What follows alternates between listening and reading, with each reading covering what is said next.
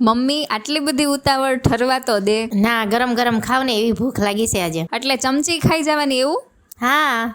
આવું મેં પહેલી વાર જોયું. આ તે દૂધ લીધું, દૂધ ગરમ થયું એટલે આમાં બરજ નાખી દેવાની ને? હા, બરજ બફાય એટલે સ્વાદ પ્રમાણે ખાંડ નાખવાની ને કાજુ બદામના ટુકડા, પછી સર્વ કરવાની. તો આ છે શું? આ જો ચોકલેટ ફ્લેવરની ચમચી છે, આ લોટમાંથી બનેલી છે. અલગ અલગ ફ્લેવર આવે છે, જીરા મીઠાનો, લસણ મરચીનો. આ એકદમ કડક ચમચી છે, જો તૂટતી પણ નથી. એટલે આપણે તીખી વસ્તુ ખાવી હોય એના માટે તીખી ચમચી, ગળી વસ્તુ આઈસ્ક્રીમ ને એવું બધું ખાવું હોય તો એના માટે ગળી ચમચી. મમ્મી હા, પ્લાસ્ટિક નુકસાન ન કરે ને એટલે ખાવા માટેની ચમચી નીકળી. હા, એટલે તો પર્યાવરણને પણ નુકસાન ન થાય ને આપણા સ્વાસ્થ્યને પણ નુકસાન ન થાય. અને આ 45 મિનિટ સુધી આ ચમચી એવી ને એવી રહી છે અને ત્યાર પછી તમે પોચી પડે એટલે તમે ખાઈ પણ શકો.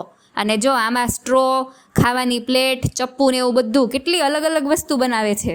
હા, ખૂબ ફાયદો છે પર્યાવરણ માટે આમાં. તો તમારે પણ ઓર્ડર કરવી હોય તો આજે જ ઓર્ડર કરો ત્રિશુલાની ઈટ મિની ચમચી. આ સ્ક્રીન ઉપર નંબર અને વેબસાઇટ આપેલા છે. તો ફરવા જાઓ તો સાથે લઈ જાઓ.